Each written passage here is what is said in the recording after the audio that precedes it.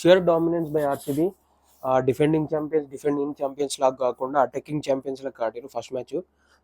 ఏమన్నా ఆడిరా జబర్దస్త్. పవర్ ప్లేలో అటాకింగ్, పవర్ ప్లేలో 3 వికెట్ తీసిరు, టాప్ ఆర్డర్ లేపేసిర్రు.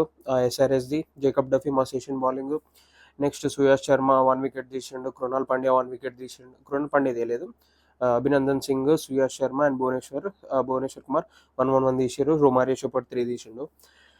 బ్యాటింగ్ విషయానికి వస్తే ఎస్ఆర్హెచ్లో ఆ స్కోర్ రావడానికి కారణం అనికేత్ వర్మ ఒకడు, నెక్స్ట్ మన Ishan Kishan and henry Klaasen. Ishan Kishan నాకు మాత్రం మస్తు ఆడిండు, ఫామ్లో ఉన్నాడు తెలిసిందే. అదే ఫామ్ కంటిన్యూ అవుతుంది ఇషాన్ కిషన్ది. అభిషేక్ శర్మ మనకు తెలిసిందే, వరల్డ్ కప్లో కూడా అట్లనే ఆడిండు. ఒక మ్యాచ్ 2 మ్యాచ్లు ఆడిండు అంతే. ఇప్పుడు ఈ మ్యాచ్ కూడా ఫెయిల్ అయ్యిండు. ముందున్న మ్యాచెస్లో మళ్ళీ ఫామ్లోకి వస్తాడేమో చూద్దాం. కానీ మూమెంట్ ఆఫ్ ద డే ఏంటంటే విరాట్ బై స్ట్రైట్ 6 కొడతాడు. అది స్ట్రైట్ లాఫ్ట్ 6 కొడతాడు. జబర్దస్త్ ఉంటుంది ఆ షాట్.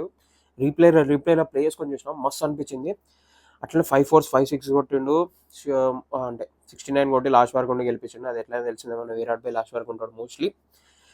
చేశారంటారు, అందుకే తెలిసిందే కదా విరాట్ బై గురించి. కానీ డీడీపీ మస్తు ఆడిండు బై. దేవదత్ పడికల్ సాల్ట్ తొందరగా అవటం కానీ దేవదత్ పడికల్ వచ్చి ఎక్కడ స్లో కాకుండా మొమెంటం తీసుకొని వచ్చిండు. దన్నా కొట్టిండు. 68 రన్స్ కొట్టిండు. 28 balls 68 రన్స్ కొట్టిండు. జబర్దస్త్ ఆడిండు దేవదత్ పడికల్. దాని తర్వాత వచ్చిండు మన కెప్టెన్ రజత్ పాటిదార్ వచ్చిండు, దన కొట్టేసిండు. 32 runs 12 balls. మస్తు ఆడిండు రజత్ పాటిదార్ కూడా. సో ఆర్సీబీ అయితే షేర్ డామినెన్స్ చూపిస్తుంది ఫైనల్ వరకు. అంటే ఆర్సీబీ టఫ్ కాంపిటీషన్ ఇస్తుంది ఈ ఇయర్ కూడా.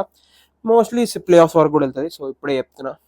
సో ఇక నెక్స్ట్ మ్యాచెస్లో చూద్దాం ఆర్సీబీ ఇంతే టఫ్ కాంపిటీషన్ ఇస్తుందో. సో ఎస్ఆర్హెచ్ కూడా మళ్ళీ ఫామ్లోకి వస్తుందని అనుకుంటున్నాను నేను. So meet you in the next.